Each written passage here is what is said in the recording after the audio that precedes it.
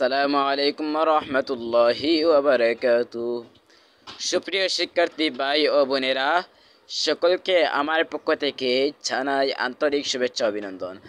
অবশ্যই তোমরা ভালো করে লেখাপড়া করছো, কারণ তোমাদের সামনে এক্সাম আসছে। তোমাদের সেই টেনশনে মাথা খারাপ করার কিছুই নেই রে ভাই বোনেরা। কারণ তোমাদেরকে কিছু কিছু অঙ্ক, কিছু গণিত বইয়ে কিছু অঙ্ক যদি তোমরা সঠিকভাবে অনুসরণ করো, তাহলে চিন্তার বিষয় কি? তোমরা কিছু বিষয় অনুসরণ করার জন্য আজকে আমি তোমাদের সম্মুখে নিয়ে এসেছি ত্রিকোণমিতি শুকনো কোণের অনুপাতের নামসমূহ। তাহলে আমি পরিচয় করিয়ে দিচ্ছি। প্রথমে সাইন থিটা ইকুয়াল লম্ব বাই অতিভুজ, তার বিপরীত হচ্ছে কোসেক থিটা ইকুয়াল অতিভুজ বাই লম্ব। 2 নম্বর হচ্ছে কস থিটা ইকুয়াল ভূমি বাই অতিভুজ, তার বিপরীত সেক থিটা ইকুয়াল অতিভুজ বাই ভূমি।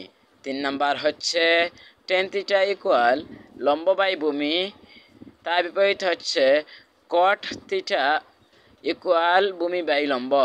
এই তোমরা পেলে যে ত্রিকোণমিতির শুকনো কোণের অনুপাত সমূহ। তোমরা যদি এইগুলো তোমাদের আইডিয়া রাখো, তাহলে ত্রিকোণমিতির অঙ্ক করতে, তোমাদের চিহ্ন চিনতে, অঙ্ক করতে কোনো ধরনের ভুল হবে না।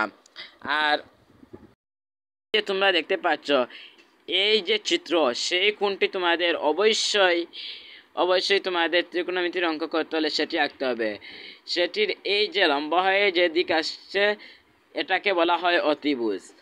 আর এই যে চিহ্নটি দেখছো, সেটিকে বলা হয় ভূমি। আর এটাকে লম্ব বা বিপরীত বলা হয়।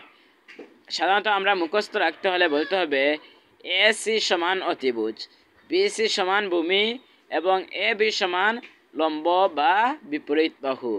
তাহলে তোমরা যদি এগুলো অনুসরণ করো, তাহলে ত্রিকোণমিতির অঙ্ক যদি তোমাদের পরীক্ষায় আসে, তাহলে এটা কোনো প্রকার অসুবিধা হবে না। আর তোমাদের পরীক্ষার জন্য এত মন খারাপ, এত টেনশন নেওয়ার কোনো দরকার নেই। তোমরা প্রতিদিন আমার প্রতিদিনের ভিডিও দেখে থাকবা, আমাকে ফলো করে থাকবা, আমাকে লাইক কমেন্ট করে আমার সাথে থাকবা, তাহলে তোমাদের কোনো চিন্তা লাগবে না। আমি তোমাদের পরীক্ষার সম্পূর্ণ প্রস্তুতি দিয়ে দেব, আর পরীক্ষায় তোমাদেরকে সহযোগিতাও করব।